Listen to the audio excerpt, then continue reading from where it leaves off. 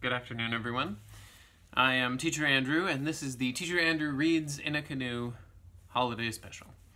I am sitting by the fire and by the tree, and with a ornamental canoe paddle.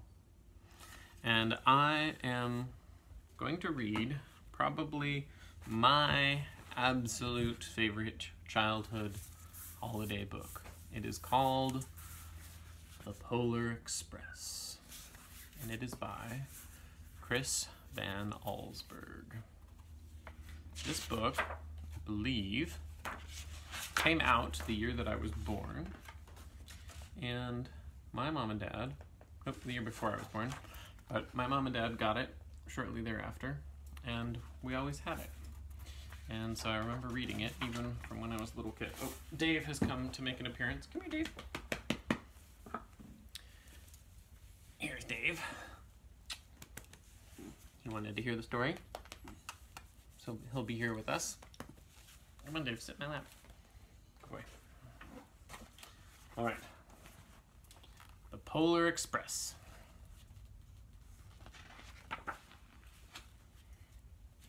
On Christmas Eve, many years ago, I lay quietly in my bed.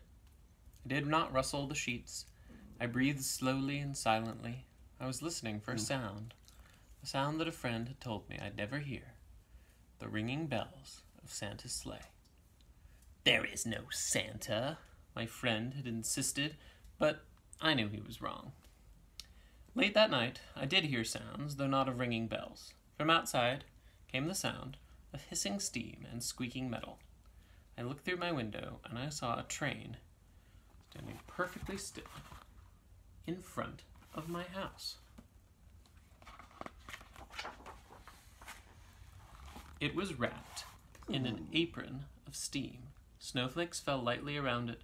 A conductor stood at the open door of one of its cars, and he took a large pocket watch from his vest. And then he looked up at my window. I put on my slippers and my robe, and I tiptoed downstairs and out the door. "All aboard!" the conductor cried out, and I ran up to him. "Well," he said, "are you coming?" "Where?" I asked. "Why, to the North Pole, of course," was his answer. "This is the Polar Express." I took his outstretched hand, and he pulled me aboard.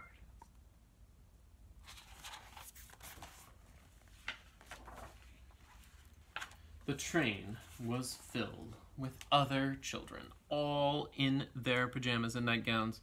We sang Christmas carols and ate candies with sugar centers as white as snow, and we drank hot cocoa as thick and rich as melted chocolate bars.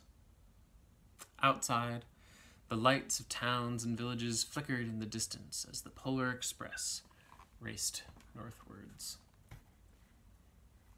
I actually misread that. It's not sugar centers, it's nougat centers, or nougat, as they say to be fancy in France. And I wish I could show you, but I actually had a plate with a little piece of nougat that I was eating between making these videos. Soon, there were no more lights to be seen. We traveled through cold, dark forests where lean wolves roamed and white-tailed rabbits hid from our train as it thundered through the quiet wilderness.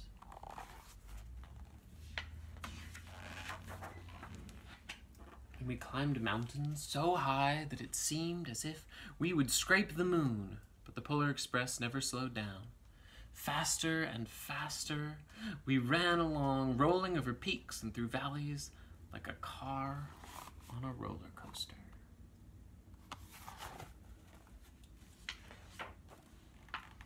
The mountains turned into hills, and the hills to snow-covered plains.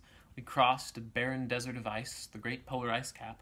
Lights appeared in the distance. They looked like the lights of a strange ocean liner sailing on a frozen sea. "There," said the conductor, "is the North Pole."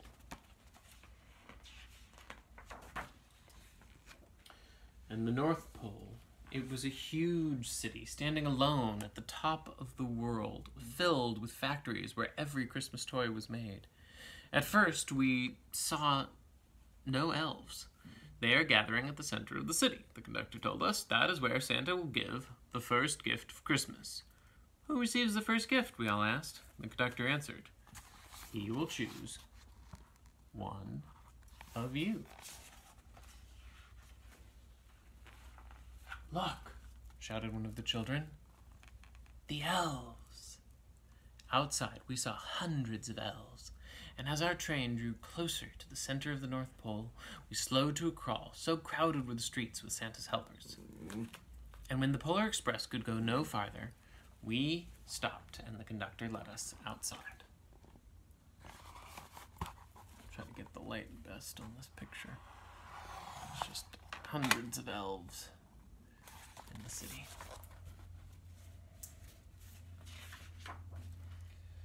We pressed through the crowd to the edge of a large open circle. In front of us stood Santa's sleigh. The reindeer were excited. They pranced and they paced, ringing the silver sleigh bells that hung from their harnesses. It was a magical sound, like nothing I'd ever heard. Across the circle, the elves moved apart, and Santa Claus appeared. The elves cheered wildly. He marched over to us, and, pointing to me, said, "Let's have this fellow here." He jumped into his sleigh. The conductor handed me up, and I sat on Santa's knee, and he asked, "Now, what would you like for Christmas?"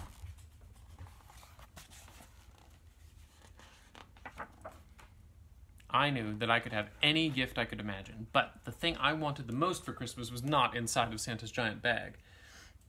What I wanted more than anything was one silver bell from Santa's sleigh. When I asked, Santa smiled, and then he gave me a hug and told an elf to cut a bell from the reindeer's harness.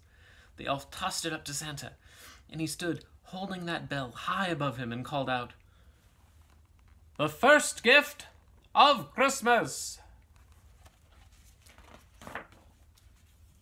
The clock struck midnight as the elves roared their approval. Santa handed the bell to me, and I put it in my bathrobe pocket. The conductor helped me down from the sleigh. Santa shouted out the reindeers' names and cracked his whip. His team charged forward and climbed into the air. Santa circled once above us, and then disappeared in the cold, dark, polar sky. As soon as we were back inside of the Polar Express, the other children asked to see the bell. I reached into my pocket, but the only thing I felt was a hole. I had lost the silver bell from Santa Claus's sleigh. "Let's hurry outside and look for it," one of the children said. But the train gave a sudden lurch and started moving. We were on our way home. It broke my heart to lose the bell. When the train reached my house, I sadly left the other children. I stood at my doorway and I waved goodbye, and the conductor said something from the moving train, but I couldn't hear him. "What?" I yelled out. He cupped his hands around his mouth. "Merry Christmas!" he shouted. The Polar Express let out a loud blast from its whistle and sped away. On Christmas morning, my little sister Sarah and I opened our presents. When it looked as if everything had been unwrapped, Sarah found one last small box behind the tree. It had my name on it. Inside was the silver bell. There was a note. "Found this on the seat of my sleigh. Fix that hole in your pocket. Signed, Mr. C." I shook the bell. It made the most beautiful sound my sister and I had ever heard. Oh, Dave, it was a beautiful sound. But my mother said, "Oh, that's too bad." "Yes," said my father, "it's broken." When I had shaken the bell, my parents had not heard a sound. At one time, most of my friends could hear the bell. But as years passed, it fell silent for all of them. Even Sarah found one Christmas where she could no longer hear its sweet sound. And though I've grown old, the bell still rings for me, as it does for all who truly believe.